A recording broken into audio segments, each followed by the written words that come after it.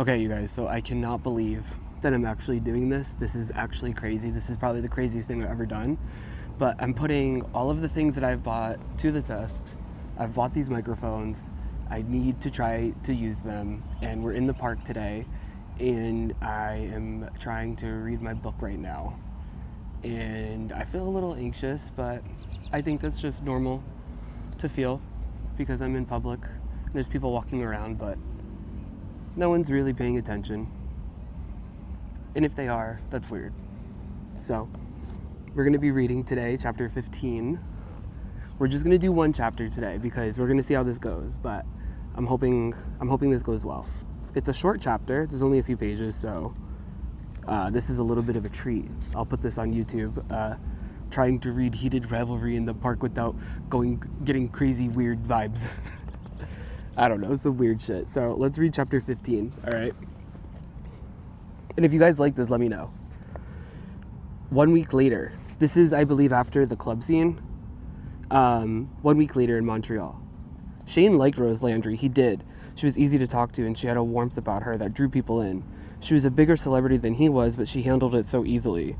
She laughed a lot, and when she asked people questions, which was often, she genuinely seemed to care about them. Maybe it was because she was an actress, but she always seemed very interested in people, always observing, and she remembered every detail. Literally me right now at the park, like, They had slept together a couple times. It had been fine. Better than usual, really, except Shane knew she shouldn't be so dazzled by his stardom that she'd be able to overlook his performance, and that made him nervous, which had made it more difficult for him to perform.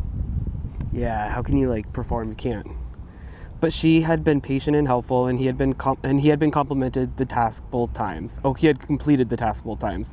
He may have noticed some surprises on her part that it seemed to be such a chore for him, especially the second time.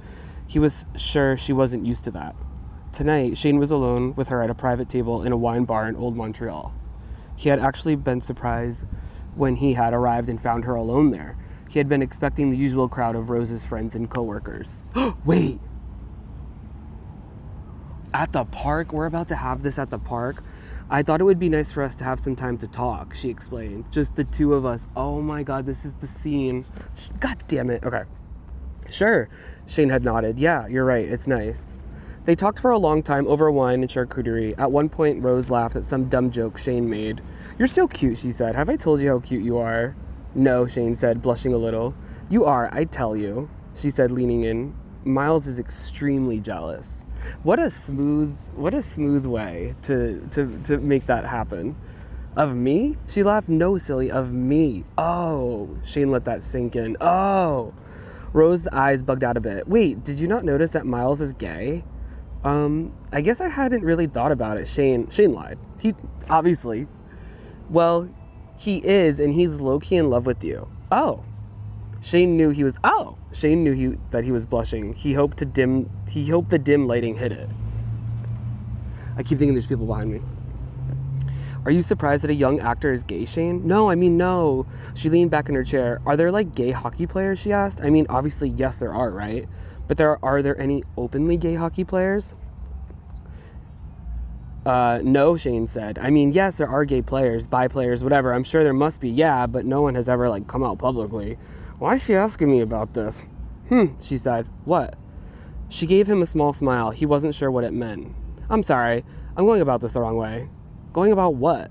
And suddenly, Shane felt like he was staring down a slap shot. He braced himself for impact. He didn't see it coming. He didn't know. That's funny. She reached out and put her hand on his. Shane, I really like you, but I'm getting the vibe that maybe I'm not doing it for you. You are. You do. I like you a lot, too. You like talking to me. Yeah. Do you like kissing me? Sure. She said, wow. Oh, God. Shane was fucking this up. I mean, yes, of course I do. It's okay, Shane. I just get the impression that maybe you would rather be kissing just, for example, Miles. Shane didn't know what to say. He had never encountered a direct accusation like this before. Except it really wasn't an accusation. Rose wasn't judging him. She was just trying to understand him. He stared into the wine glass. He knew I had taken too long to reply. The jig was up. It's okay, she said again, her voice soft and warm. Her fingers brushed over his hand reassuringly. It's okay, she said again, her voice soft and warm. Her fingers brushed over his hand reassuringly. I like you, Shane said quietly. I like being with you, I like talking with you, but the sex part, I know, it's a problem. It's not a problem, she said. A problem is something you can solve. We're like a square peg in a round hole. She scrunched her nose. Ew, no, gross. Forget I said that.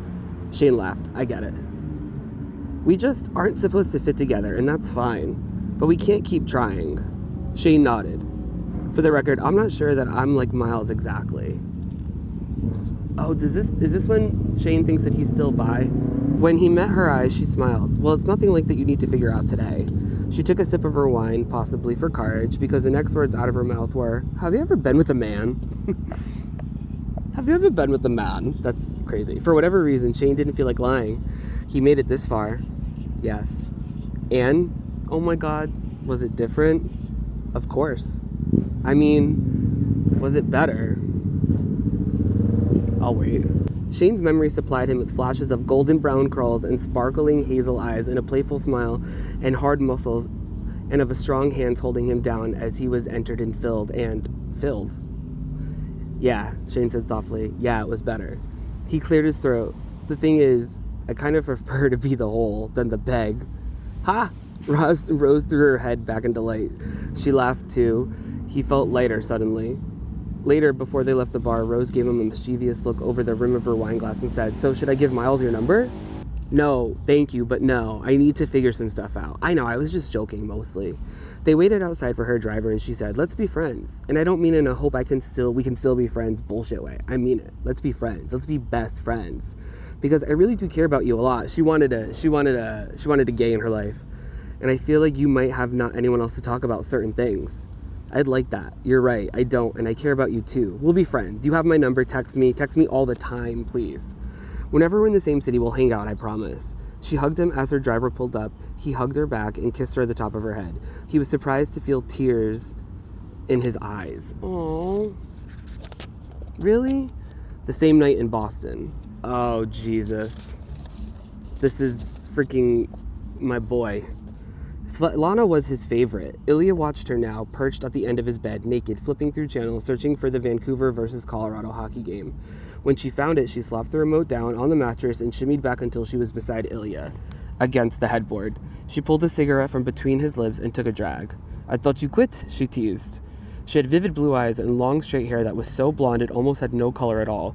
She couldn't have looked less like... Why is Matheson still on power play line? She complained at the television in Russian. It's bullshit. He's been horrible all season. They should put Bulgarov in. Why don't you coach Colorado then? Ilya asked, snatching back his cigarette. They would be lucky to have me. Ilya laughed. He had first met Svetlana 3 years ago when she worked for the Lamborghini dealership in Boston.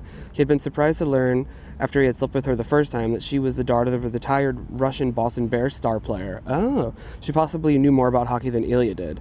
They kind of didn't really show that in the show, why she knew so much about hockey. Or maybe I missed it. What was that shot? She asked the television. It's the accent's going in and out. He should have gone high. It is a little harder when you're the one who is actually doing it. She waved her hand dismissively. What would you know? She said. Then she smiled, and they both laughed. Despite her fierce love of hockey, she never treated Ilya with any reverence. Maybe it was being the daughter of a former superstar that made her unable to pull Ilya on a pedestal. She seemed to want exactly what Ilya wanted, a no expectations hookup from time to time. They had fun together, and she was incredibly beautiful. The fact that Ilya could speak to her in Russian was a bonus. Ugh, Matheson again, he's terrible. Why do you even care about Colorado? I care about all teams. I don't like good Russian players being put on second line so a no-talent Canadian can hog the spotlight. No talent? No talent, none. You can tell him next time you see him. I will. Good. You can tell him Svetlana Vetrol said he is terrible. I'll see him next week at the All-Star game. I can't believe Matheson is an All-Star. It makes no sense. He is beloved. He is terrible. Ilya rolled his eyes and smiled. You are playing with Shane Hollander this year, right? In an All-Star game? Svetlana asked as if she didn't already know the answer. Yes. Is he also terrible? No, Hollander is amazing. I love Shane Hollander. Of course she does. She sort of purred the last few words. Traitor.